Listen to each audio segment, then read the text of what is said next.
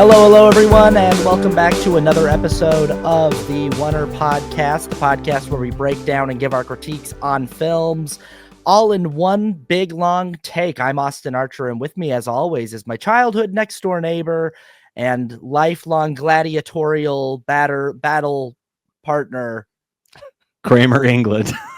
What's up? What up, dude? How are you? Oh, I'm doing well. This is just a classic. This is just and again, we've done a lot of films so far just in our first few episodes here that we really grew up on. Yeah. This is one that was very much a part of our boyhood. Yes. Of our adolescence. Yeah. Do you remember where you saw this and when you saw it? Absolutely, because this was like the first like hard R war epic that I went to go see in theaters. I think I didn't see Braveheart. I saw it in theaters, and I went with Jared and Koji Sato. Oh, you did? Yeah. So Koji was taking me and Jared to see it, and I remember like we got permission from like Karen said that Jared that Koji could take, and my mom and dad said that we could go, and I remember being like in the theater and being like, okay, here we go. We're about to watch a hard R, brutally graphic, because I didn't get to see Braveheart till it was on TV, and it was an edited version of it, and this was one of those movies that was in that same kind of canon. But what happened was, about 5 minutes into the movie, during the battle against the barbarians in Germania, the projector broke. Oh, no way. The film burnt out, and we didn't get to watch the movie. And so I remember this. It felt like this divine intervention of like, you weren't supposed to be watching that rated R movie at that young age. So you didn't see it then? Didn't actually see it then. Wow. I think I don't know if I wound up seeing it in theaters. I think I might have just seen it later on DVD. Yeah, because I remember we bought it, and I remember we were, for some reason, this may be wrong, but I remember we were coming back from St. George. And we were going to watch it in the car. And my brother, Colin, was like, no. He's like, you can't watch this movie in a car. And we had a home theater. So he's like, we have to wait till we get home. So we were telling my dad, like, Dad, hurry, we got to get home so we watch the movie. And this is a movie that I am very glad that I did not see in a car driving home from St. George. So we good watched call, it. Colin. That would have been a terrible first viewing experience. Yes.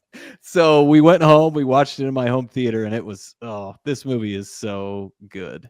It's just it's just such a well-made movie all around. It's fantastic. Yeah. It's fantastic, and it's another one of those things where it's like it's been a minute since I've seen it. I've probably seen this movie 20 times in my life, and it's been a minute since I've seen it, and so coming back to it, I was again trying to watch it to see if there's anything I can critique as okay, it's been a long time. And I'm definitely picking up things that I didn't necessarily tap into as much as a kid. I think a lot of the politics and the just kind of, I could follow the gist of what was going on, but I just didn't really care. I was always just sort of like, let's get to the next. Let's see the next gladiator scene. No, that's, it's so funny because that's exactly what I was going to say. The politics of it all. I got that way more on this viewing than I did any other time. And I really enjoyed that a lot more because I understood the biggest thing that I understood is why Commodus didn't just kill him.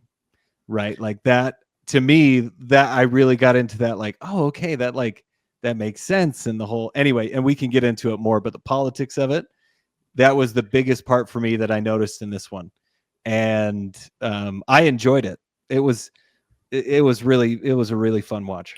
Well, the whole idea of like there being a struggle in Rome of there's sort of a dividing line between people who think that the emperor should be the overall sayer of what the law is and how things work in the society. And there are people who believe that the Senate should be more in charge of what, and so almost like it would function the way that the modern royal family does in the UK, where it's like there is a royal family, but they don't actually make laws. Parliament does that.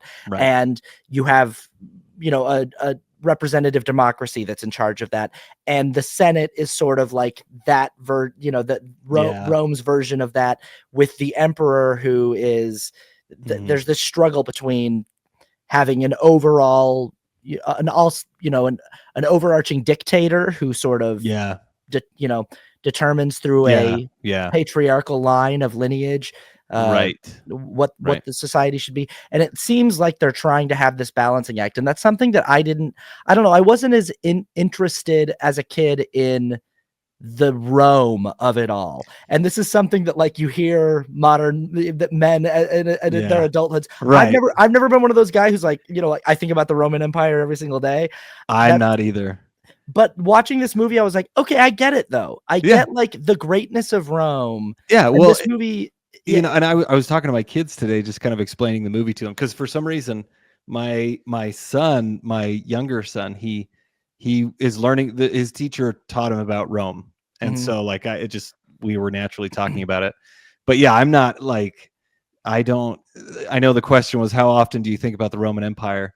And my wife asked me that, and I had just watched a documentary about it, so I was like, well, I'm like never before this, but like anyway. But yeah, they have so much. And talking with my son, there's so many things that are in our culture. They took a lot from the Greeks as far as their mythology and everything, but just the impact that they had on so much, it's really prevalent even today. So.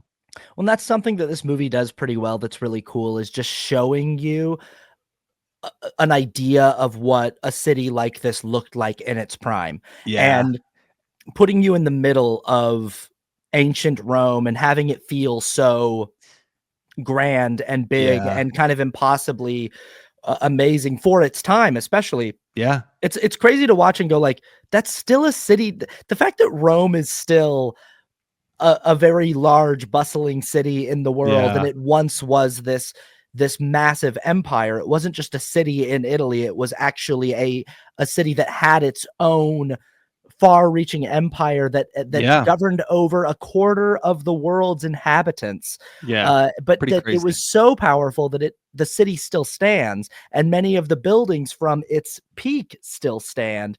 And to the way that this film sort of digitally recreates the city and puts you in the middle of it is really cool. It's to feel like, oh, you sort of get a sense of like, why was Rome so great, and why were people willing to fight and die for it, and why does Maximus care about Rome? Why does anyone care about Rome? And you get to sort of see like, okay, well, at this point in the world, there was nothing like this. And maybe the idea of a republic that has the voices of the people, that takes into consideration the voices of its people, was such a novel concept too. And the movie's trying to say something about that. It's this was they used the visual effects very effectively in this movie. I mean, it was the year 2000, came out in the year 2000, but they didn't overdo it, and everything looked very. I mean, it was it was like a hybrid. Not a hybrid. They do this all the time now, but they built a set of the Colosseum, but they only had it, so high. I think they only went like a quarter of the way up, and then they just like extended the set, right, and kind of put everything in. But it looks amazing. The fact that they have those practical effects with the visual effects just makes it feel so real. And I think like on this watch too, this is a movie that great movies are modeled after, right? Like, this is kind of what movies are. You get to take people back to a time that that we can't visit, right? Like, even in the old days, they used to build huge sets of, like Sword and Sandal movies used to be bigger, back in the day. And this one just kind of brought it back for this movie. But it's kind of, there's big sets. It's something epic that took place, in the past. This obviously isn't a true story, but it has people who were real, and took elements from the truth. But it's just kind of like, this is what great movies are made of. It's really epic. It's really cool. And it's a really, I guess it's not really a simple story, but it's a very straightforward story, and it's structured extremely well. So this is a really fun watch. Absolutely. Spoiler alert, if you've never seen 2000's Gladiator, you're 25 years late, and Gladiator 2 is coming out in theaters, so get on that. It's worth your time. It won an Oscar for Best Picture for a reason.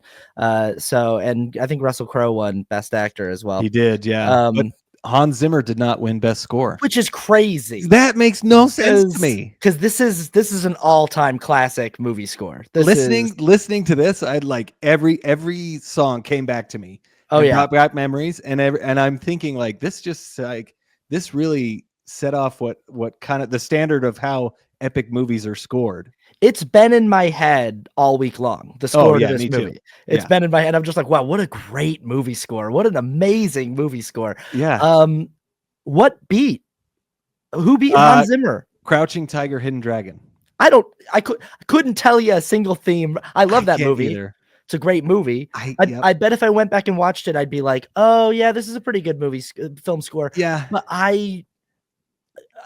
come on. I know. Yeah. There was a lot of hype around Crouching Tiger, Hidden Dragon that year. It was sort of like, did you ever see RRR?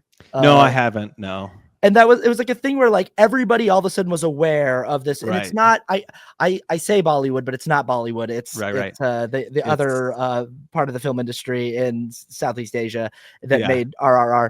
And but like, it was just that like it was a Netflix film that a lot of people were aware of. And so everyone was like, you got to see this movie. It's incredible. And I watched it and I was like, guys, this is just the kind of movies that they make all the time. Like this is not different from any other. And people were like, no, but this one's really good. And I'm like, it's fun. And but it's very much the same. And that's what Crouching Tiger, Hidden Dragon was. It was like, they've been doing this. Like it just was like every once in a while, a movie from a foreign market will get into the public consciousness of the American film market or the English speaking film market. And people will sort of like lose their minds over it. And there'll be a lot of cultural hype around it. And it's not this. I did really want to be clear that this is no shade to Crouching Tiger, Hidden Dragon. That is fantastic film. All-time great performance from Michelle Yeoh and Chow Yun-fat. And, just some amazing cinematography and fight choreography in that film. But it was like one of those moments where I feel like the English speaking film market was really proud of themselves for liking the movie. They're like, you know what? That's a really beautiful movie and we should nominate it for a bunch of things. And it's like, yeah, but they've been doing this. Yeah. Since, you know, like this is not a one-off anomaly. This is just like all of a sudden. And but it's a great film. But this Hans Zimmer score is, and I think I don't know if it was one of the best selling soundtracks of all time. If it's still not the best selling soundtrack of all time, there's another one that could have outsold it. But I listened to it like growing up, and it's a great. I still don't know why he didn't win, but crazy. Crazy. He's won enough times. He's only won twice. Really? I'm pretty sure. Let me look. That's wild. Because he won for Lion King. Okay. And then he won for Dune. But he had not won since not Interstellar, not Inception. No. So let me look. Let me double check. Get out of my here. Sources. He's only won 2 Oscars. That's crazy. But he's been nominated. He's like Roger Deakins. You know, like Roger Deakins was nominated for everything. Everything he ever did, he was nominated for. Yeah. But he won for the Lion King and Dune. Wow. Okay, so spoiler alert for Gladiator. We're gonna break down the plot. This movie definitely, like a lot of war epics, and you know, thankfully, it gets us going right from the jump. It is the battle of one of the last strongholds in Germania, a barbarian horde that is opposing the expansion of the Roman Empire, the ever expanding empire of Marcus Aurelius. And one thing, sorry, I'm going to cut you off. It starts out with him putting his hands over the wheat. Yes. And kind of feeling, which I love. I read something that the editor wanted to put that there, and it wasn't in the script. He put it in, and they thought, oh yeah, that's a great way to kind of bookend the movie, which I love that image, and it shows up anyway. But they're fighting Germania. Yeah, and I mean, this was something that I kind of clocked more as an adult, that in my, as a kid, it was just sort of like the opening battle scene to a movie and who cares. But there is something obviously being said right from the jump here. This this just sort of kind of boundless ambition of the Roman emperors and their empire, that they and you see, I really saw the barbarians that they were fighting as this kind of like admirable resistance. Yeah. It was this guy comes out. I kind of love this image of, they send the Roman army sends somebody to negotiate with the barbarian generals. Yeah. And they send back his body on a horse with his head cut off. And then they take his head and they throw it at him, and this guy yells something at them in a Germanic language. I don't know, maybe a long dead language, but there's something so kind of like admirably defiant about these people who look like they have no money, who look like they definitely have never seen anything close to a city like the city of Rome, who, you know, look like they probably live in the wilderness and in caves and like in clans, and are very humble people, but proud people who don't speak the Roman language, who do not wish to be conquered by the Roman Empire, who just want to be left alone and want Marcus Aurelius and his troops to just go back where they came from. But their fate is pretty much a foregone conclusion. Well, and even Quintus says people should know when they're conquered, right? Like a great line. And it's like, yeah, well, but I totally agree. And you know, they give the leader, we don't know anything about him, we don't understand him, they don't subtitle what he says, so it's kind of like, it is an interesting part of the story. But even him, they give him his own death scene. And it kind of does make it like, oh yeah, that's really interesting. Like, this is the last stronghold. This is the last thing. So yeah, that was that. It was a good scene too. I mean, the whole thing leading up to it. This is a great. It sets the tone for the rest of the movie. Even though the movie's not a war epic, it starts off with a battle and sets the tone, especially for Maximus.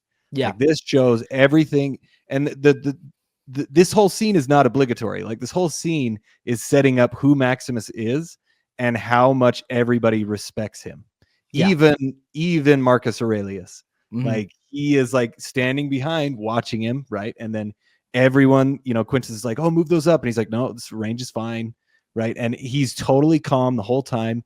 Everybody is looking to him. So this whole scene just sets up how much respect Maximus demands and how brave he is. I mean, he goes into the battle as well, right? And his speech that he gives to all of his soldiers, you know, he talks about, you know, if you wake up with the sun in your hand, you know, if you're in a green field and there's a sun in your face, you know, do not be troubled, for you're in Elysium and you're already dead, you know. And like, and then he says, what we do in life echoes in eternity.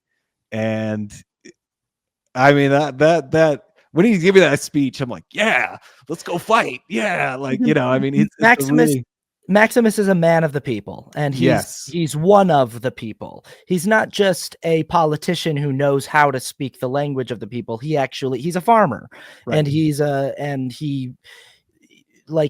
I do love this scene because the man that we start this movie with has already been at war for almost 3 straight years without seeing his family, and has probably fought a lot more than just those 3 years in his lifetime. But the men that he commands have the utmost respect for him. He does feel like one of them. He's not like some nobleman who you know, kind of hangs back and lets the grunts do the fighting and then claims victory and plants his flag in the field. He stands shoulder to shoulder with his men and fights with them, and the speech that he gives them sounds like he's one of them. It doesn't sound like he's removed, you know. And it's a really solid introduction to the character. And they have this, and this I didn't realize this in the first time. He goes to another part of the army, and then the Germanic people, they invade, and then they kind of flank him, you know, like come back from behind. Cavalry that's behind. And so they sort of like do a little, like, they wedge them and do a little pincer move, you know. And so I don't think I ever realized that when I was younger, you know, just not getting the geography of everything, but I got it, and he led that whole thing, you know. And then Well, this is one thing that that's going to come up in my response to the film this time through is while this is a very epic and cool scene and a very good way to introduce us to this character, you mentioned right there, like not always fully understanding the geography of that scene. Yeah. And this is one aspect technically that I think Gladiator from 2000 could improve on, and I'll be looking to see if they do improve on it in Gladiator 2. And just from the trailers, I'm like, I think they're going to, but we'll see. Yeah. Is in what is arguably this movie's biggest kind of draw and selling point, in its big action sequences, I find that the camera work tends to get a little choppy and the editing tends to get a little it can be a little they do this weird kind of shutter speed slow motion effect a lot that I've never really liked that in any movie, and I it doesn't really, it's like a monster cam thing. It doesn't really appeal to my eye. But also there's just a way that the camera cuts around while people are fighting that I've always found to be kind of lazy. It's sort of like in musicals when there's a dance scene and the camera is cutting constantly between different people in the ensemble. Right. And I'm going, if there's dance happening, then let me see it. You need to get wide and let me see what's happening. And I think that in battle scenes, it can be a way to disguise the fact that you're not seeing a sword hit or, and it can be a way to sort of cut around maybe if there's especially in a big battle sequence, if there's an extra that doesn't know that they're rolling or something and somebody's not paying attention. So you have to do lots of cuts to make it feel frenetic.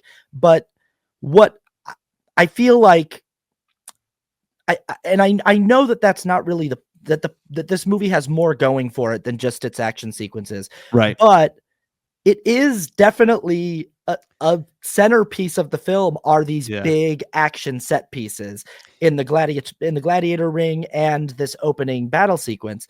And I think that the way that it's shot and the way it's edited leaves something to be desired.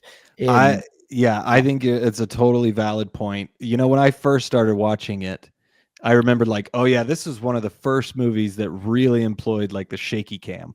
Right. Like I feel like around this time, Born Supremacy, you could even say Identity, like they were really, really shaky. Right. And like, so I went into it thinking, oh man, I remember like it's really, really shaky and it's going to be bad. And when I watched it, since my expectations were so high, it didn't bother me as much because it wasn't as bad as I remember. Because I do like, at this point this was one of the first films that really started it. I feel like I'm sure there's more, but like everybody after it started imitating this, and then they started cutting like way more than this. Like you'd see it's so much more. It's not terrible. No. Yeah, it's not as bad as I had thought, but this is like the only thing. This is like my only bugaboo about this film that I could see. And I just was thinking, I know that in the modern era of action filmmaking with like John Wick, we've really gotten a taste for like, hey, if you can get that in a master, if you can have your actors rehearse enough so that everyone's doing strong enough work with the choreography that you don't need to cut around a lot and we can really see it happen in a smooth master, that's kind of preferable. But that's a little harder because all of your actors are going to need to be on their game. Like everybody's going to need to be very well rehearsed with the fight choreography. Right. And you gotta have time. And it's not like this was a new concept in the year 2000 because The Matrix had just come out the year before. Yeah. And movies like Crouching Tiger, Hidden Dragon had been the exact same year, having very complex fight sequences. And this movie has a lot of set pieces that rely on like fight choreography, and it cuts a lot. And it does. And I think it was more the which I don't fully hate shaky cam. I don't fully hate like when you cut, it just has to be done well. And this one, I think it's kind of on the edge because it was one of the first ones, because one of the reasons, and I remember, I could be wrong on this, but I remember from the special features that the reason that they did it is because it wasn't so much that they didn't have good fight choreography, but they were trying to put you in the action to make it feel way more like you're there. Right. And and I get that, like, I get it. And I appreciate it. I think it was done pretty well in this one, but I agree with you. It is probably like it's on the edge of like, what can I can tolerate. It's not bad. It's just something that that I noticed. I would agree with you though. Yeah. So anyway, Rome wins this battle, obviously, and in comes Marcus Aurelius to congratulate his general and his friend Maximus, and also in come his conniving little kids, his Claudius and I can't remember what her name is. What's the daughter's name? Oh god, I just had it. It was Lucilla. Lucilla. I don't know if I've ever known her character's name. Like, I was watching it and I was like, what's her character's name? I do not know. But this is it's really fun to see that this is like the star making performance for one of Hollywood's top actors, Joaquin Phoenix. He had done movies before Gladiator, but Gladiator was like his introduction into the mainstream as an adult actor. He'd done movies as a kid, and obviously his brother River Phoenix is very famous. But this was like the world got to meet the adult version of Joaquin Phoenix in this movie, and he's fantastic. He really, I loved watching him. I loved watching him the first time I watched it. And I loved watching him this time as well because of how he plays the character so well. You just hate him. You hate him, but you want to see what he you really hate him, but and this time too, because of the politics of it, I got it a lot more. And I got I kind of always got the father-son relationship, but I don't know. It's a really, really, he stood out. This has kind of put him on the map for sure. Yeah. He just does a very, very good job of, depicting a guy who he kind of can't help himself that he is the way that he is, but also it's like you can kind of see from the jump that it's like, hey, my dad's either going to give me this or I'm going to take it by force. And that is one thing that always drove me nuts about this film is how does Marcus Aurelius not see that coming? How does he not understand that you got to get that in writing because your kid is Claudius, but, and maybe he understands that his son is not a moral man, as he says, but maybe he just never thought his son would actually go so far as to smother him and kill him. And that's what, Richard Harris, fantastic here, is with a little cameo performance as Caesar in his old age, Marcus Aurelius, who looks at Maximus like the son he wishes he had. And Richard Harris is only in this for a little bit. I mean, he's only in it for the first act.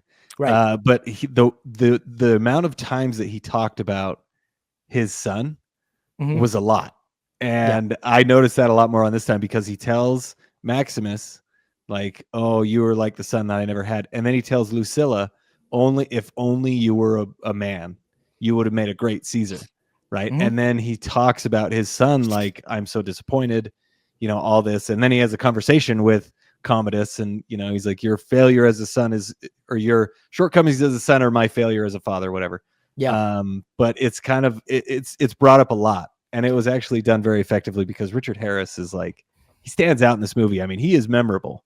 Oh, yeah. He's only in it for 20 minutes, not even that. He's fantastic. But basically what happens is Caesar tells Maximus that he wants him to take over, which is not what Maximus wants. All Maximus wants is to go home and be with and I kind of love this aspect of his character too, that even as good as he is at commanding armies and fighting battles and stuff like that, all he wants to do is just go home and get his harvest and with it, harvest his crops and be with his wife and child, and that's it. And and tend to his horses. That's all he wants to do. And Caesar even asked him, he says, what can I do to repay Rome's greatest general? And he says, just please let me go home. Just as much as I love Rome, as much as I love you, Caesar, please just let me go home.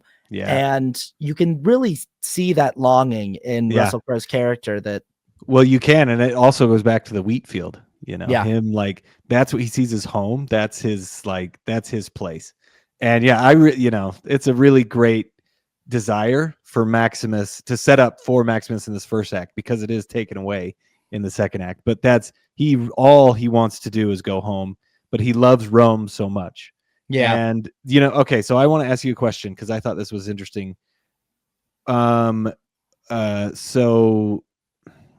the son? Okay. Lucilla's son Lucius, right? Lucius. Did you think it was Maximus's son?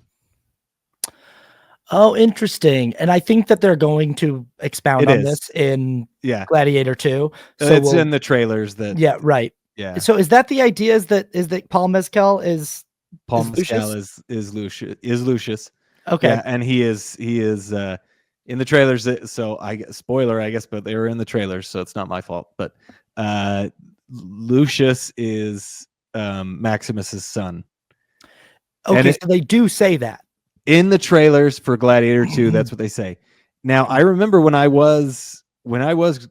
first saw this, like, you know, when it came out, I remember there was that speculation, like, oh, was that his son? But they never say anything.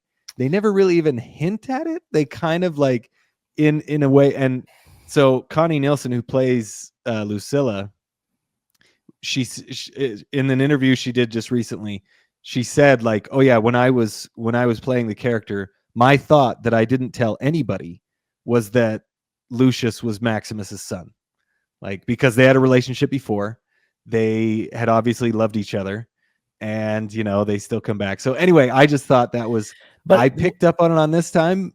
Was there something inappropriate about their relationship then? Because she had a husband. She did have a husband. Was this an affair that Maximus? Well, it had to have been, because she says, well, my son is almost 8. And he says, oh, my son's almost 8 too. So it was obviously, I don't know if it was right before he knew his wife or whatever. Maximus, maybe you dirty dog. Yeah, we'll see. And that's the thing, is Maximus spends so much time away from his family. Yeah. Because of what Rome demands of him, that, you know, you can see how he might have fallen. Right. But also you see that he doesn't really like Lucilla, and it's probably because he's like, you are the reason why I was unfaithful to my wife. And so whenever she comes and talks to him, he's like, go away. But also she's the daughter of you see these kind of struggles with his character. Well, yeah. Like, and I always thought, because they said, I mean, she's always watching him, she obviously likes him. Yeah. And it's hinted that they had a relationship. I think he just wants to stay away, probably for the reasons that you're talking about, but also that he loves her and he doesn't want to stray again, I guess. So I think it's a little bit, it's all of that sort of mixed together, that it's like, part of it is he can't trust himself around her. Part of it is that he's just like, hey, like, you know, what we did should have never happened. That was a mistake. I have a wife and a kid. You have a husband who I know is dead. Right. I'm sorry, but also he's got these conflicted feelings of like, I love your father very much and I love Rome, but also I kind of your dad kind of drives me nuts because he never just lets me go home, and I just want to go home, and you and your family are always pulling me back into like all of your drama. And he's never even, this is such an interesting thing too, is Maximus has never even seen Rome. He's never even been there. Yeah. He's never even been there. Never been to Rome. Yeah. And I do love the exchange, because Richard Harris tells him, you know, he's like, just let me go home. And he says, well, I'm going to pass my powers on to you. He tells Maximus, you know, like, I'm going to make you Caesar. And he's like, why? And he's like, well, I need you to give it was a republic once, it needs to go back to being a republic. So like, you will make the exchange happen and then you will just leave. And he's like, well, why can't you do it? This is when we find out that Commodus is an immoral man. But the fact that Maximus doesn't want to be Caesar is why Marcus Aurelius wants him to be Caesar, which is a great, because he's like, I don't want to do this, and he goes, that's exactly why it has to be you, which is also like, we all feel that way about politicians in our modern life, is that it's like the best person to be president would be someone who doesn't want to be president. The only problem is, how do you convince that person to actually run for president? And that's, you know, or any position, mayor, governor, whatever, senator, it's like the best person to be a public servant is someone who does not want to have that job, but who feels like they need to have that job because they are honor bound to, you know, to do a service to their community. Yeah. And on this one, on this viewing, you know, Caesar tells Maximus, like, think about it, and at sunup, you know, you have your answer. And on this viewing, I was like, oh, you know, Maximus was going to say yes.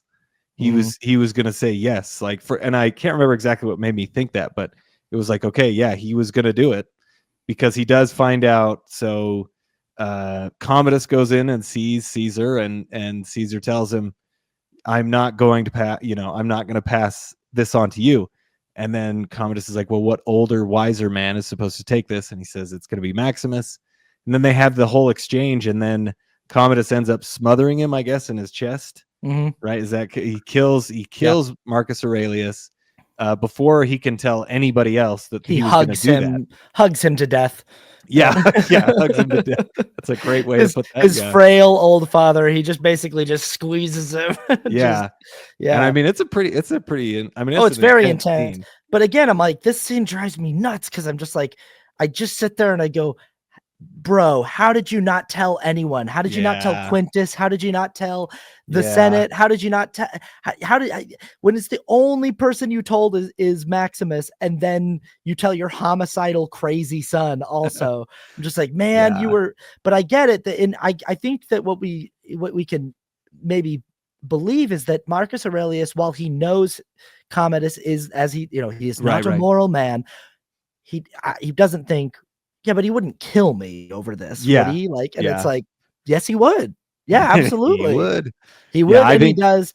And they go and wake up Maximus, and they say, hey, and Commodus comes to him and says, brother, our father is dead. Our great father is dead.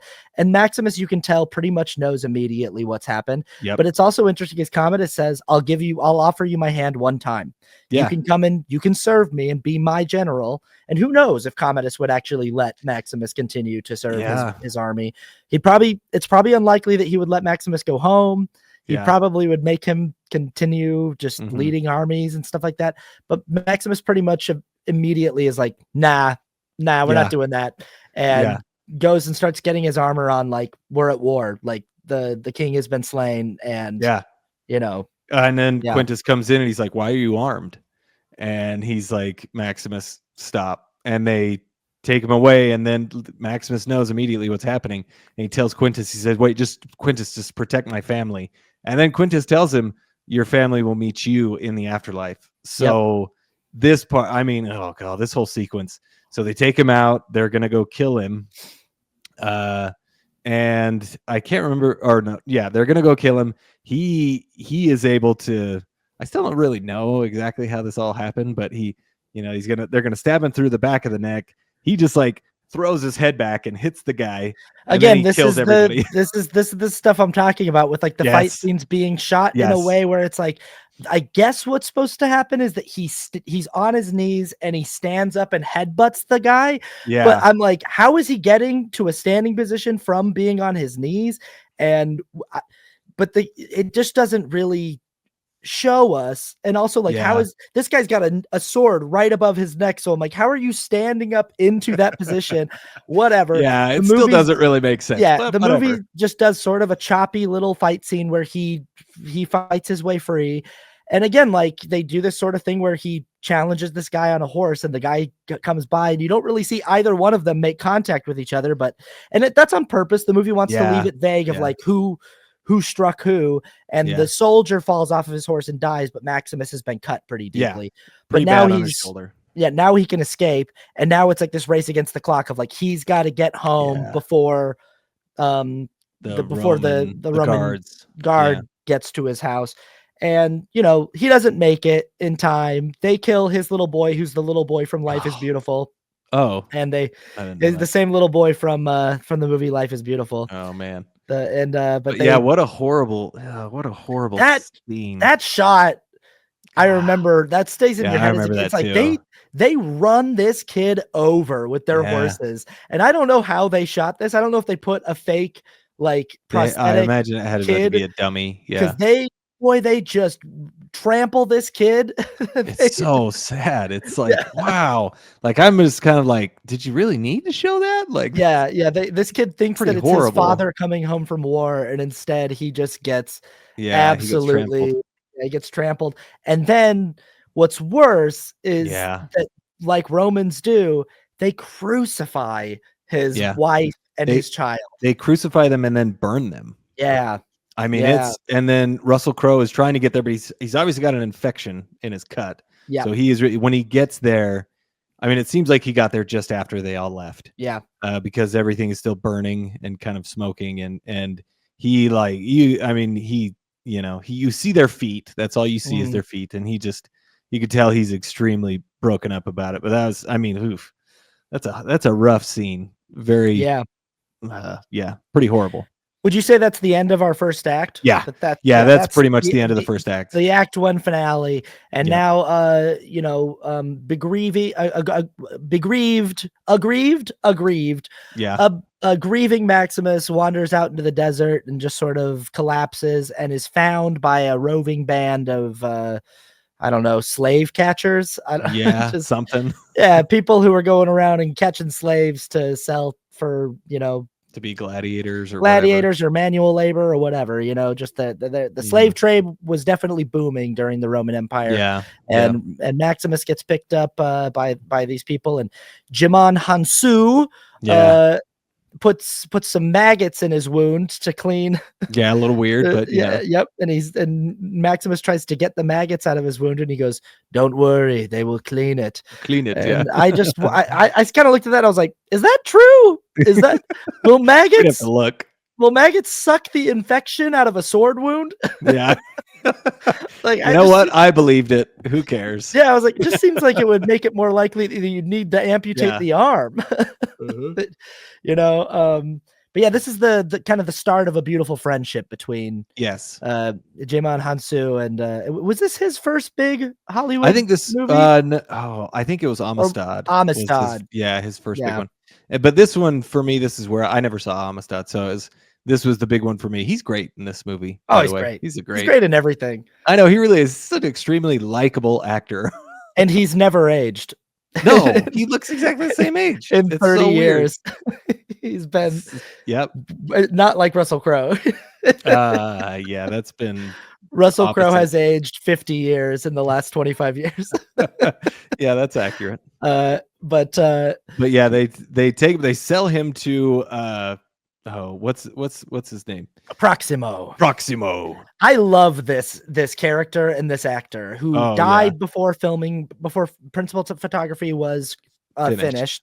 Yeah. But this actor eats this role up. Oliver Reed eats this role up, and it is such an interesting character. Proximo, when we meet him, is sort of this heartless slave owner who basically this guy buys people and then makes his money by betting on them to die in the gladiator ring.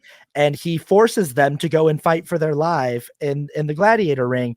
And he seems to have no regard for their humanity or their well-being. He just doesn't care at all. He was a gladiator. And that's what we find out later we find out that, and that's sort of what makes his character so interesting. It really is, because he does, just like you said, he starts out heartless. As the movie goes on, you see way more of his character and who he is. And actually, I feel like, I don't mean this to come out wrong, but the fact that he died during production, I actually think it worked really well for the character, because they were originally going to have him live and going to have him be the one who buries his, little trinket things in the ground. But they weren't going to have him they weren't going to have him the way that he was. And I think how the character turned out to be worked really, really well. He's a really interesting character, and it stands out in the movie for sure. Yeah, it's he definitely sees something in Maximus early on, even though all Maximus is doing is refusing to kind of participate in. But he just sees kind of a defiance in him, I think, that he recognizes about, that he sees something like this guy's got something. He's got moxie. And sure enough, he puts all of his slaves in the gladiator ring in the little province where they live. It's a Roman province. And Maximus leads these other guys that he's with. They're all chained together, and I guess he's chained to Jimon Hansu. And they all, many of them survive, him and Juba is Jimon's character's name, I guess. They actually work really well together, because Jimon has the sword and he has the shield, and so they they fight together, and they all win, luckily, and it seems to be a few of them. And that other really big guy that kind of looks like a bargain brand Arnold Schwarzenegger. Yeah, he looks like a comic book character. He looks like somebody drew a guy and then it came to life. Yeah, yeah, he's huge. Hagen is Ralph Moeller. He's just a very the actor. Yeah, he's just a very big guy. He's huge. Yeah, but he's a great character. When do we get this scene? Because there's a cool moment. I think it's after their first gladiator fight where everyone sort of sees like, oh, Maximus has got some but I think that he's sitting and he's carving out his Legion tattoo. So yes, that's right before this, I believe. Yeah, they have their first one. All Roman soldiers have the tattoo of the Legion, which is SPQR. And I don't know what that stands for, something in Latin, but it's the tattoo of the Roman Legion. And he is using a sharp rock to sort of chisel away at his tattoo. Like he doesn't want the tattoo anymore. And I think this is a really interesting moment for his character because he's kind of rejecting Rome and the Roman Empire and saying, no, and obviously for obvious reasons, like forget Rome. Not only is Marcus Aurelius dead, and Rome is being led by a tyrant, a maniac who killed my family, but also, like I did all this for them and for them to kill my family, and now I'm a slave. So screw Rome. Yeah. And so it's a Latin phrase, like you said. It means something, but the meaning translates to the Senate and people of Rome. So that's SPQR. That's what that means ultimately. So but he's kind of like, I'm done. Like I don't want anybody to know that that's who I am or that's who I was, because he's kind of given up on life at this point. I guess that's back. I guess in Latin, a Q is an O. Yeah, I always read it as spore. It always looked like spore to me growing up. But guess what that is? The Senate and people of Rome, SPOR. So so that's and it makes sense. And Maximus is very despondent, and for whatever reason, there is something in him that refuses to die, though. Yeah, and this is really interesting because he could just go into the gladiator ring and just let somebody cut his head off, and then he gets to go home with his wife and kid. It's interesting that he chooses, before he even knows that there's a possibility of getting to go to Rome and getting to challenge Claudius, he chooses to fight. Right. And it's like, what's causing you to care and to fight? Maybe it's just some instinct in him. But basically after a few matches, Proximo brings him in and is like, hey, listen, we can go to Rome and we can do, the new emperor have 150 days of games. So we can take some people to I can take you to Rome and you can fight in the great arena.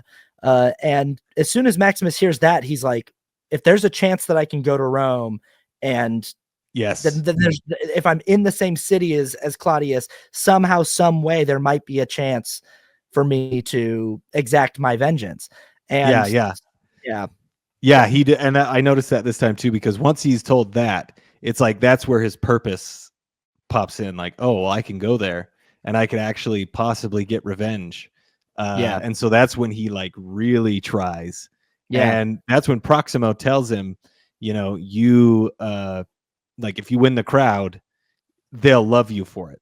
And so he I think the next battle is when it's just him. I also think he goes out. But really quick, I also think that this is where Proximo tells him that he was freed, because this is where we find out that he was a gladiator and he was freed by Marcus Aurelius. And there's that kind of fun connection where Maximus doesn't really believe him. Like, you knew Marcus Aurelius? And he goes, no, I said he tapped me on the shoulder once and gave me a token of my freedom, you jerk. Yeah. I didn't say I didn't say no. I said he touched me on the shoulder once. Shut up. But he tells him, he goes, hey, if you win the crowd, you can win your freedom potentially. So Maximus goes out, you're right. And it's basically like him in this arena in this province, and he puts on a show. He comes out. He goes against, what is it, 4 or 5 guys. Just like kills the one, and then in the end he gets both of the swords, and he takes it out and he chops his head off.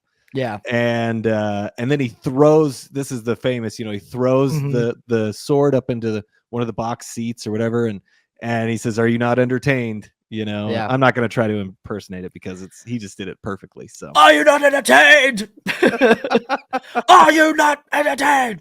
There you go. That's great. Yeah, it's classic, and it's and that's where that amazing. comes from. And it's an interesting thing because he is trying to be, and it's sort of Yeah. like in professional wrestling, they call it getting over on the crowd. This phenomenon of like, even though professional wrestling is fake, there is this game to it of if you can win over the crowd, then the promoters of the matches will bump you up in the kind of the chances of you getting a shot to win the belt. But it does have this interplay of like, can you win over the crowd? Can you get over with the crowd? And that's what Maximus sort of has to do, is be like, you got to be a little bit of a showman. So there's an aspect of this where he throws the sword, where it's almost like playing to the crowd a little bit, even though he's also calling out the crowd. He's also being like, is this what you guys like? You like watching me kill people? That's fun for you. But also, it's very, I mean, he's definitely puts on a show. Fight. Well, and then they all cheer for him. Yeah. You know, they start yelling Spaniard. Yep. And he's, which we didn't say, they think he's a Spaniard for some reason, and everyone calls him Spaniard. And and off we go to Rome, and we get these amazing shots that are, and even before that, there's a scene where Commodus is talking to the Senate, and they're having this whole conversation. He's just like spinning his sword, and this scene stood out a lot more to me this time, because he's saying, they're like, well, what are you going to do? Like, we don't have that much money. Like, what's your plan? All this. And he's like, well, I'm going to make the people love me. Like, that's the whole thing. He's like, I'm going to be like a father to them. Right. That's his whole thing. And that's the whole theme for him throughout the movie. He just wants to be accepted by his dad, by his sister in a, inappropriate way. And by the people of Rome. He just wants to be loved. That, to me, like, this scene, I was like, okay, this is his motivation, and this makes perfect sense. That scene makes his whole character make sense for the rest of the movie. And that's drives his whole decision, because all he wants is for the people to love him. And so this was a really great scene to start that off. And then we go through all that. We go into Rome. He couldn't get the love of his sister, couldn't get the love of his father, but maybe he can get the love of the Roman people by giving them what they want, giving them games. And they are, even the senators after, they're like, oh yeah, he's gonna give them all the games, and they're gonna love him for it. And so it seems like he's kind of winning everybody over. The people, they're way excited to have that. They get to Rome, and they're getting ready. Let's see. And this is probably our third act. Like, by the time, like, would you say? No, I think the third act really comes when Maximus's plan falls apart. Yeah, like probably right before he goes into the arena and faces Commodus. But this is all just kind of leading. So this is the midpoint. This is like the Gladiator. After the first battle. So they get in, and they're doing the Battle of Carthage or whatever it is. And this was one that all the slaves are supposed to die. They're recreating something they're supposed to die. But they all come out, and he's like and he wears his mask. Oh, this mask is still so cool. He puts on the helmet. I was just at this house earlier this year in Pennsylvania. I went out to this place to make content with a bunch of different content creators, and they had that mask. They had they had all these like movie props that were like on display in this house, and they had that helmet. And I was like, that's sick. I was like, that's so cool. He puts on a mask because he obviously knows the emperor is going to be there, and he doesn't want Commodus to see him yet. I love this because he basically he asks these guys, hey, did any of you serve in the military? Do any of you have any military experience? Because he's like, we're going to be up against something. Whatever comes out of those doors, if we work together and we stand in formation, we'll have a better chance of survival. And he basically one of the guys is like, oh, I served under you at the Battle of so-and-so. And he's like, and so anyway. A guy says he served under him. Oh, that's cool. I served with you under, at so-and-so. And he like looks over at him and like gives him the acknowledgement that he knows. And so there's obviously the people that he fought with, Jaimon and the big guys. So they all band together, and they come out, all these people in chariots, and they're shooting this is very arrows. it's very like, this is like the most sword and sandal like thing, this chariot sequence. It's very Ben-Hur. It's very, and it's like, how are you going to fight several chariots when you just got a sword and a spear, and they do have their shields. Yeah. And they use their shields to That's their what advantage. I meant. A shield and a spear. Yeah. And they really this scene is great. It's fun. It's exciting. They have to get together. One guy is not getting together and he gets killed like immediately. So just showing like, okay. And they all band together. They do that thing where they cover themselves and they like knock over one of them. Anyway, they end up winning the whole fight in this great sequence. And, Claudius wants to go see this guy, or Commodus wants to go see this guy who led this, because he even says, he's like, my history is not great, but aren't the slaves supposed to lose the battle of, aren't the barbarians supposed to lose the battle of Carthage? But he goes, well, the people love it though. I mean, it's a really fun surprise. So he goes, I want to go meet that guy that led them all to victory. And this is a great scene. Because there's nowhere for Maximus to hide, and he basically just has to, in front of all of Rome, announce. He goes up and he's still got his helmet on. Commodus comes up and is like, who are you? What's your name? He says, my name is Gladiator. Right. And then he turns his back to him and he's like, Commodus is pissed. He's like, how dare you turn your back to me? Right. So he takes off his helmet and then he has his other speech. His name's Maximus Decimus Meridius, Legions of the North or whatever. And, father to a murdered son, husband to a murdered wife, and I will have my vengeance in this life or the next. Classic. Like, like my name is Gladiator is a great response. Oh yeah. I love that response too. Yeah. And he's like, so this is the midpoint where everything kind of changes because he can't hide anymore. Just like you said, like he can't hide anymore. The story now, and then, Commodus gets to decide who lives and who dies for everybody. Yeah. And Russell Crowe has already won over the crowd. He has won the mob. Like they love him. And so he decides to thumbs up or thumbs down. And so because he wants the people to love him, he can't kill the people's champion. Exactly. So he lets him live.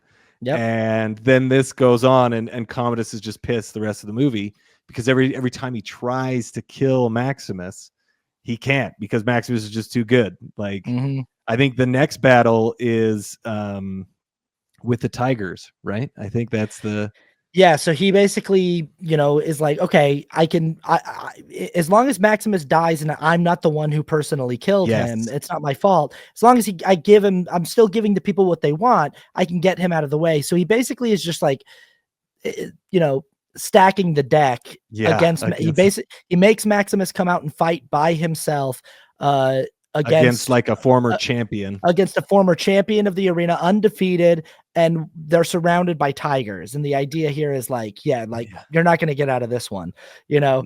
But once again, Maximus takes it to this guy, and I love this too, where like the guy does the whole "we are about to die, salute you," and Maximus refuses to do it. And it's just sort of this thing where he's like, I don't care, like what, like why would I, if I'm about to die Phoenix here, is like, okay, well, he's like, I'm not gonna salute you, like, and everyone knows, which is great. The fact that the crowd knows that Maximus has this like beef with Caesar, with the emperor, is really cool. It is. It's pretty crazy. I mean, again, it just makes him kind of love him even more. But they had real tigers on the set. That's crazy. It is like they did a lot of camera angles, and they, obviously they had a fake one when he had like it jumped on. And all that. But the way that they put this all together was amazing. And like they have him like swinging, and like, so that was awesome. That was really, really cool. This whole fight sequence really cool. He kept hitting, the thing I noticed in this one, he kept hitting the guy in the face with his sword, but because he has that mask on, like it doesn't really get to him until he's being attacked by a tiger. He stabs him, in the foot. I also thought that guy's mask is really cool, but also I was like, that's got to be terrible to see through. Like it's got it's got two tiny eye holes, and I was like, dude, that's so impractical for fighting. Like even Maximus's mask that he wears in the first fight, it's like really cool, but I was like, it's got a lot, like it's not leaving you a lot of room for peripheral vision, but it looks great. But you would be able to see easier in that mask than this guy's mask, which is a full face covering and two little teeny eye holes. And I'm like, like, come on, that's not practical at all for fighting. But he does beat him. And he has the axe in his hand. The guy's still alive. And then he looks at Commodus, and Commodus gives the thumbs down. But Maximus is about to kill him, and then he just throws the axe away. Like, I'm not going to do what you say. So, whatever Commodus says, if Commodus had said, let him live, he would have killed him. If but I love this too. He throws it down, and then you hear someone in the crowd go, Maximus the Merciful. Yeah. And so it's like the people are like, yeah, whatever he does, we love him. And again, Commodus is pissed. It's great because it's just like Commodus, as you said, all he wants is the love of the people. And here comes Maximus, who he's taken everything from Maximus. He took away his father figure in Marcus Aurelius. He took away his wife, his child, his nobility, his title, everything, his money, his land, his home, everything. And still, it's like the one thing that Commodus wants, Maximus gets so easily. He's just like, by just being me, by just being who I am naturally, everybody loves me. And even while I'm so broken and destitute, everybody loves me, and I have the love that you can't get. And and so he really shoves it in Commodus's face the whole time. But I mean, so that at this point everyone knows who Maximus is. And he meets up with his former servant, right? Like the guy that has the scars on his face. And he kind of he's able to like talk to him, and he says his servant says, like, all of your soldiers are waiting, like they're waiting for you. And so this is almost when it kind of like him and Lucilla and one of the senators, Senator Gracchus, they start to conspire. They start to conspire against the throne. Yes, they do. And so they, at one point they meet up, and he meets with Gracchus. Maximus meets with Gracchus and says, I'm going to kill Commodus, and then I'm going to take over as Caesar, and I'm just going to give everything back to the Senate. And Gracchus is like, you're just going to do this. Like, you're not going to take any power. You're just going to get all the power in the world, and you're just going to give it away. And he's like, yeah. And so Gracchus is like, okay, I'm in. And they kind of come to the conclusion that they're gonna get Maximus out of, they're gonna escape, and he's still a slave, so they're like, we're gonna come let you out of where they keep the slaves, and let you into the palace where you can kill Commodus, and then once he's dead, and you can go get your army, bring it, and in, he's gonna use his army to make sure that he's protected, and and he has to get Proximo on this as well. So he has these conversations with Proximo, which is again kind of goes into like Proximo's kind of like, okay, like I can see who you were, and like I can see what you can do, and so he tells him he's gonna do it. So there's like this like. But this was the all the while this is happening, Commodus is first of all trying to sleep with his sister. And he's trying to have a relationship with his sister. And she keeps denying him, and she keeps like her story is actually really interesting in this one, because it's always been interesting, but she's living in fear, right? She has a scene with Maximus. They've been talking. He's really mad at her, but she's like, do you not realize that like I'm a slave right now? Like my son could be killed, and my brother wants to marry me, and I have to be there with him, but I can't. So it's like Maximus, I think, finally realizes like, oh yeah, this sucks for her too. But they formulate all this plan, and they try to come up with everything, but because of people trying to get in good favor with Commodus, he finds out about them all leaving, right? So they arrest Gracchus, they kill one of the other senators with a snake, and like it's this whole really cool scene where like all these people are dying and they're trying to get Maximus out so that he can do all the stuff that he needs to do. And Proximo is like, tells him like, okay, you're gonna go. And Maximus is like, well, what about you? He's like, well, he basically says like, well, I'm just gonna die, but you go and do it. And then this was this was all the footage that they had of Proximo. I think after this point, they had to like digitally bring him in, which they actually did a really good job. Yeah, like for 2000, it's pretty seamless. Yeah, and they reused scenes from before. And anyway, he just basically tells Proximo like, "Oh, you're in danger of becoming a good man," right? And he just kind of laughs and walks away, and he ends up getting killed by all the guards. And then, well, what happened? Yeah, because the plan gets it they spill the beans and it gets blown up, and so on the eve that Maximus is supposed to be released and reunited with his men and all of this stuff, and the other slaves are going to help hold off the Praetorian Guard and everything like that. Claudius or Commodus finds out everything that is happening, and he blows it all up, and Maximus, when he's escaping, he finds his servant who's sitting on a horse, but that guy's got a noose around his neck, and basically it's all a trap. And Proximo's killed. Most of the slaves look like they're killed. The big guy gets killed. He gets arrows in his chest and back. And then after all of this, Maximus is taken prisoner again. And then you have this scene where Commodus, this busy little bees, and he finds out that Lucilla has betrayed him, and he's talking to her, and then this is when he's talking to her and he's talking about being merciful, and then he yells at her. Yeah. Am I not merciful? I really like the way this scene reveals that she's in the room, because initially he's talking to Quintus and he's talking about how, or is it Quintus? It's not Quintus. It's the senator. It's like Falco guy. Yeah. The other senator. The senator that's on his team. And he's talking about how his sister betrayed him and he's saying all this stuff. Like, I can't believe, I found out that my sister conspired against me, and then the camera sort of opens up and we see that she's sitting in the room, but he says it like he's talking to the senator. He's like, let my sister know that if she ever if she doesn't love me, if she doesn't make heirs for me, I'm going to kill her son, and I'm going to like torture her son and let her know that. But then it's basically he's offering her the deal of like, I won't kill your son if you agree to love me and you never conspire against me ever again, and you bear me children. Aren't I merciful for that? Like, I could kill you and your son right now, but I'm giving you the deal of your son. You and your son are going to get to live, know? Yeah. And he yells at her. Yeah. Am I not merciful? Right. And like, I guess this was ad-libbed, not ad-libbed. Like she didn't know that he was going to yell that. Yeah.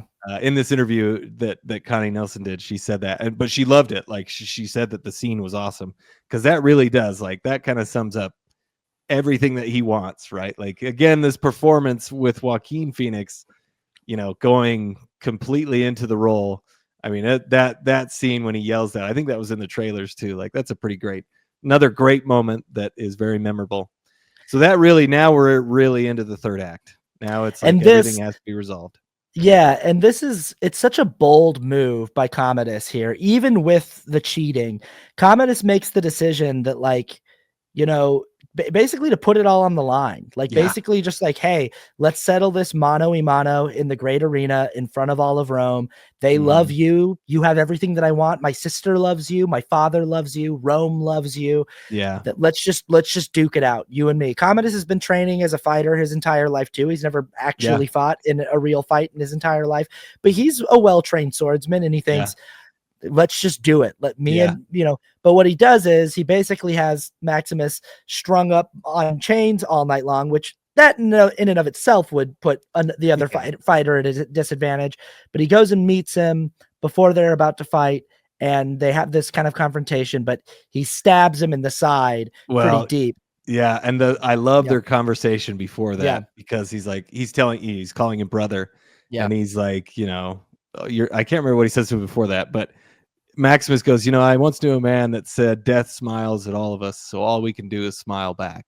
Yeah. And then, you know, Commodus Joaquin Phoenix is like, oh, well, tell me, when your friend died, did he smile at him? He's like, well, you should know it was your father. Yeah. And it's like, oh. Like, yeah, that's great. Great. And then he says, smile for me now, brother. Yeah, and then he stabs him him in the back somewhere, and somewhere that looks like a pretty bad wound. Like it's it's like into his lat, like under it might even puncture his lung. Like that's kind of what it's, you know, he can't really move that side of his body. Like it's pretty bad. So then they go up into the Colosseum and they have their final fight, and they're surrounded in a square. One thing we haven't talked about a lot yet is the production design and the costume design in this movie. So good. Because all the sets in this movie, the production design is second to none. I mean, it is just like world class. And then I love the costumes in this movie, because we did talk about how cool that helmet is, the helmet of the guy that he fights, even though it's impractical, and his spiky helmet, and how cool like his chest plate is with the horses on it, and all this stuff. But this costume that Commodus has on in this last scene is so cool. This full all white. It's so cool. It's awesome. Like it's and I think they did win the Oscar for best costume design, I think. Yeah, the costumes are gorgeous. Well deserved. Yeah, it's amazing. Production design, everything, just like you said, like, man, it's top notch. Yeah. They go up and he's wearing all white. I do love that. And he's like he's trying to play to the crowd, Commodus is. And Maximus, you know, he's just like, you could tell he's hurting.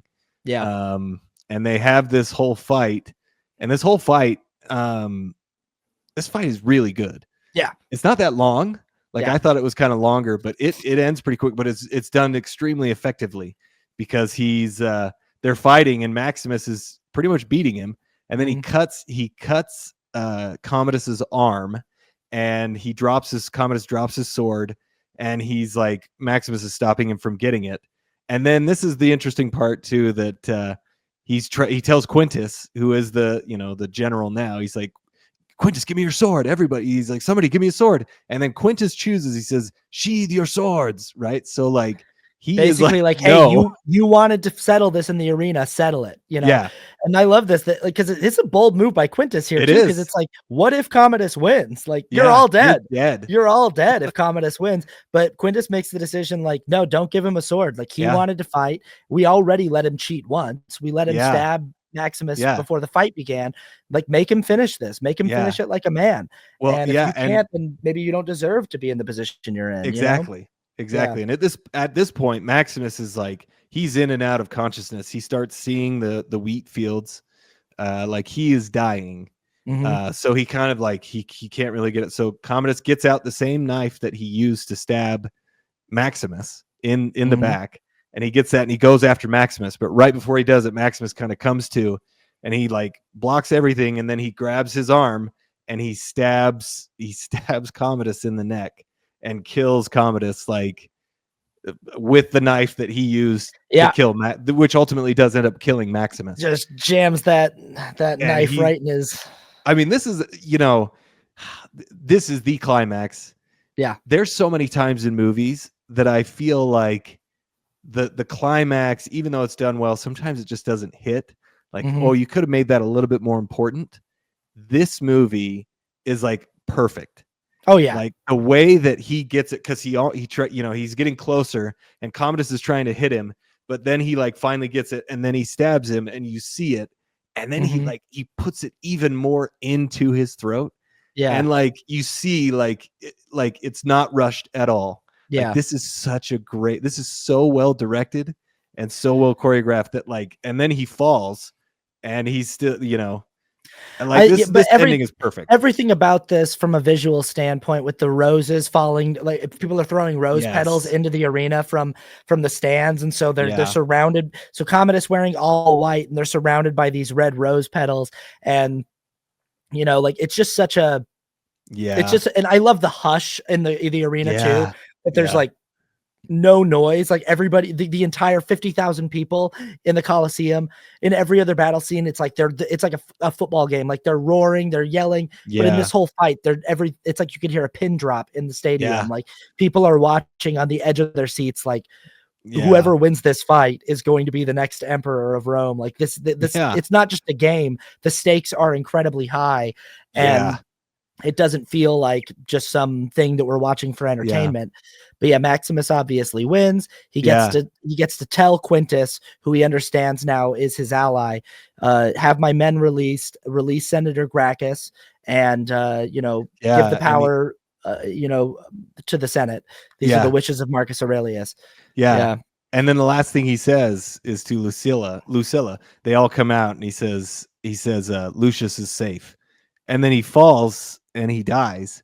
And this is like, is this him acknowledging that Lucius might be his son? That's kind of what, like that's the last thing he says, like Lucius is safe, and then he falls and dies. And I mean, God, that's the whole scene was done so well. Yeah. But then like they all this was great. They all come and Lucilla starts talking like this is a great man. She has a speech. And then Gracchus is like, who's going to help me carry him? And they carry his body out, and they leave Commodus. Yeah, I love that. I was like, oh man, that's like, and it's maybe a little far-fetched. It's maybe a little unbelievable that the guy that was just emperor is going to be just completely cast aside, but it's cinematically correct. It is. It's cinematically brilliant. This is actually the interesting thing. Obviously, this is not true. Commodus was a real person, though. He is kind of credited in the little research I've done. He is kind of credited with like kind of destroying Rome, or starting the downfall of Rome is kind of attributed to him. He did actually fight as a gladiator, but he would wound the people before so that he would make sure that he won. And when he died, he was strangled to death by one of his friends, like in his bath. Wow. And like, I think everybody was kind of okay with it. Not that they, it obviously didn't happen in this way, but he had kind of lost the favor of the people. Yeah. In the real story, from what I understand, I could be way off on that, but so it's kind of like, even though they probably wouldn't just leave him there, and it's kind of like, but this isn't how it happened, but this is kind of... It's a fantastic image because he's there in the arena with all of the people of Rome who he's been trying to get to love him this entire time. And he's just lying dead while everyone watches Maximus be carried out, and that's who everyone cares about. And everybody's chanting Maximus, and everybody's, chanting his name. And they carry his body out. And I can't remember exactly when this is, but they show him in the wheat field. Yeah. And he's actually walking towards his wife and his son. And then they show Jaimon Hansu, and he's burying these little figurines that he had of his wife and his son. Yeah. And he's like, you're with your family now. And then it raises up out of the Colosseum. And then we get this song. I will see you again, but not yet. Not yet. Not yet. Which he's going to go back to his family, right? So yeah, this song. It's fantastic. This song. Oh, it's so beautiful. Like it's amazing. Like the whole thing like gave me chills when I was watching it, and just like the song, I don't know what she's saying. I don't know but it just the way that it like starts sad, but then it gets really, really hopeful. Like, God, this song is amazing. And this camera shot, even though it's digital, like this, like lifting out of the Colosseum and seeing Rome, at magic hour, sunset. It's just stunning. And it really does give you a sense of the scope and the kind of the greatness of this once mighty civilization. And that's Gladiator. That's Ridley Scott's Gladiator. Maybe one of maybe the greatest sword and sandal epic ever made, or one of, for sure. I haven't seen them all. I should probably see some of them. It's definitely one of the best for sure. And I mean, I'm trying to think of some of the best ones since then. And I don't know. I can't really think of anyone that's better than this recently. Yep. All right. Scores: technical score for the ending, score for rewatchability, score for cultural impact, and score for subjective just your subjective preference on it. So Yep. technical rating, what do you give Gladiator? I gave Gladiator a 9.7. I know that's a strange one, but I think what are you docking 0.3 for? I'm docking 0.3 because of what we talked about with the cinematography. It was nominated for best, and I think that it did. It works fine for me. I think it works well. I don't have a problem, but I think I'm also thinking about the reason it's docked is because of all the people who imitated it and did it so poorly that created something that wasn't really as good as what they had intended. So I put 9.7. It's close, but I'm at a 9 for the same reason. I'm docking a full point just because for me, watching it this time through, I was like, the action set pieces are so pivotal to this movie. They're so important. And like I said, it's not like the camera work or the editing is bad. It's not like, oh man, they really dropped the ball. It's just not quite as perfect as it could be. Whereas like when we talk about the movie The Matrix, it's like that's one of those things where it's like this is a very important aspect of these films. And I know a lot of people are fans of The Matrix Resurrections. I do not like that movie, but a lot of people like that movie, and a lot of people dismiss this when I say it, when I go, a big problem with that movie is how bad the action sequences are and how bad they're so poorly shot. And people go, oh, who cares? That's not what the movie's about. But I'm like, but that is a major aspect of the Matrix franchise. You can't have the first 3 films be that well captured when it comes to the action set pieces and then completely ignore that in the 4th film and just have these like really bland, boring, poorly choreographed, poorly executed fight scenes. And for me, it's like it's the one aspect of Gladiator that's keeping it from being technically perfect, because everything we like, just one of the best Hans Zimmer scores ever. Everybody in the cast is absolutely bringing it. Everybody's giving amazing work. The screenplay is incredible. It's very well directed, very well paced film, very entertaining film for being this historical epic. It's just that like this film is all about these gladiatorial action scenes, and they just leave a little to be desired in their execution. So 9 out of 10 for me, still pretty darn close to perfect. How do you feel about the ending? The ending I gave a 10 because I mean it really, like, the whole movie is about revenge. It's set up. The setup is amazing. It's about revenge, and then he actually gets it. And the fact that, I mean, Maximus's death is very well earned. You can't just have a character die because you want them to die. Like, a happy ending needs to be earned as much as a sad ending needs to be earned. And this one was earned. Like, he did everything he could. And like, it all came together so well. And just like I talked about, when he actually does that scene, when he does kill Commodus, and everything after it just like works so perfectly. And then the song comes in. Like, it's a great, and I mean, just the movie as a whole, and that the whole 3rd act is amazing. So I gave it a 10. I think it's a great ending.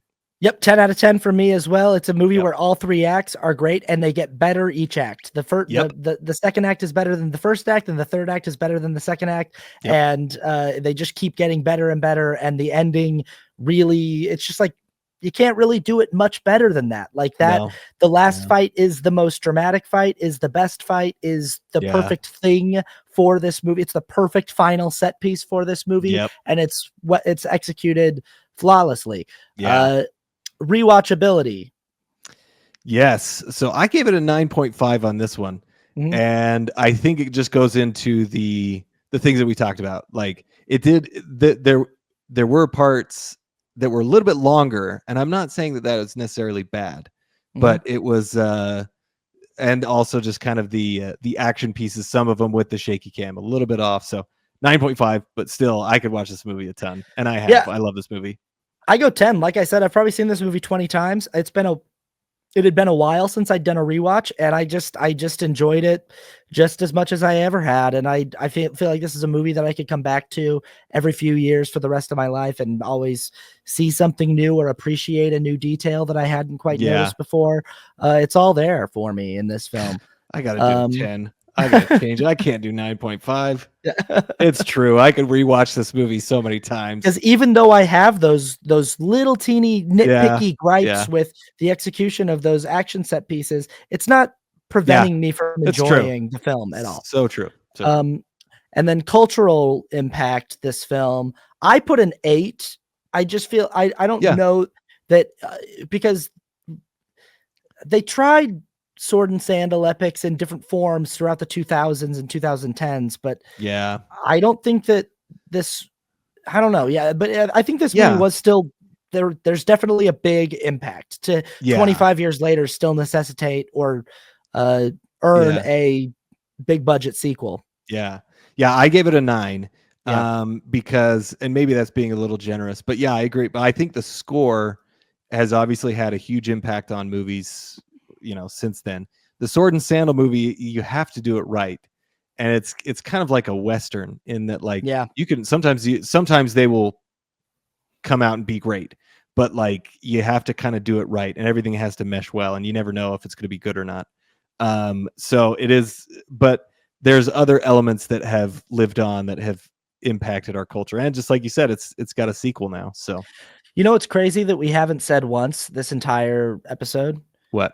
We haven't said Gladiator one time, which is the famous when what's her name?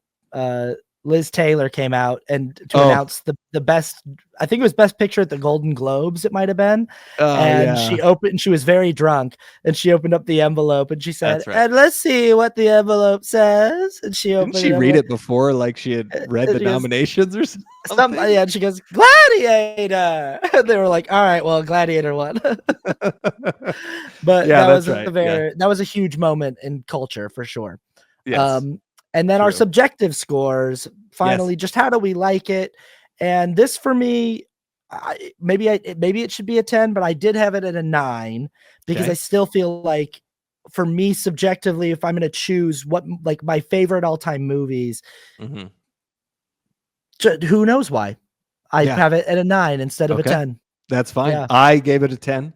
This is definitely one of the movies that I love, and seeing it now with the politics, with more of the motivation of the characters, made it even better for me. Like I can listen to that soundtrack all the time.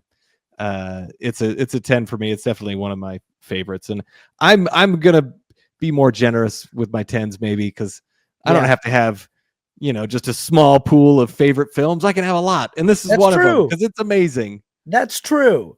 We can give 10s if we want. It's subjective. It is subjective. And for some reason, 9 felt right to me. Hey, and that's good. If it feels right, then go with it. And I like it a lot. Yep. So, yeah. All right. And that's it. So next up, we're going to be doing Gladiator 2. Yep. And probably shortly thereafter, we're going to be doing Wicked, because they're both coming out on the same weekend. And we don't want to be the last ones to the party. So who knows? You might be getting like boom boom double whammy episodes next week, back to back. Who knows? But we're definitely going to go see Gladiator 2. So we'll see you at that one. Yeah, and, I don't think. I mean, I think I want it to be good. I don't think it'll be as good as this movie. People are raving. They are raving. And I hope I love it. I want to love it. But we'll see. I mean, maybe I'll be surprised. Maybe it'll be even better. So I definitely don't think, after watching Gladiator 2000, I don't think that it necessitates a sequel. I never did think that. No. I never, I definitely, when I saw that Gladiator 2 was coming out, I was like, oh, okay, sure. Well, did you hear about the original sequel that they were going to do? No. So they hired Nick Cave to do Yes, he wrote a screenplay. I read a little bit of it. You can find it online. But he had Maximus basically wake up in hell or something, and like all the gods are really mad because some other god has taken over. So he has to go back and like fight in all these different wars, in all the wars throughout history, and like for somehow to like save some other god or something. So I don't know. It was really, really strange. It seems like too much of a departure from. It's way too much. Yeah. Yeah. It's just sort of like interesting. Maybe that's an interesting story for a different film. Yeah. But it seems like to take us fully into the realm of the supernatural and the spiritual, when Gladiator has aspects of spirituality and with Elysium and all that. Yeah. But like, to actually just fully go into that and fully leave the realm of like the material world behind seems like too much of a Well, and I also like I've read some interviews with Nick Cave, and he's like, well, what else am I gonna do? Like, they wanted me to do a sequel to a movie where the guy is dead, and they didn't want me to do a prequel. So I'm like, good for you for swinging for the fences, but fair enough. And also, one thing I've heard about Gladiator 2, and we'll see how we feel, is that like as good of a movie as it is, it's basically just Gladiator again. Yeah, like, I know. I'm a little worried which about that. I'm kind of like, yeah, what are you supposed to do? Because Gladiator has such a unique and interesting premise. The general who became a slave, the slave who became a gladiator, the gladiator who defied an emperor. And that's the premise. And it's like, if you're doing Gladiator 2, you've got to have something similar to that. Someone who has some kind of fall from status that results in them fighting in the gladiator arena. And there's something that they're fighting for, and there's some sort of political conspiring going on. And in that way, you're going to have a lot of similar elements. So no, totally. But it'll be interesting to see the new one. I think this is the better way to go with it. So I think that 25 years later, it's okay to do a rehash, Yeah, we'll see. I mean, Beetlejuice. So we'll see. We'll see how it is. Yep. I'm excited to see it though. Yeah. Thanks everybody. Comment and let us know what you think about Gladiator and Gladiator 2 and all that stuff. And we'll see you at the next one. Yep. Yep. Bye-bye.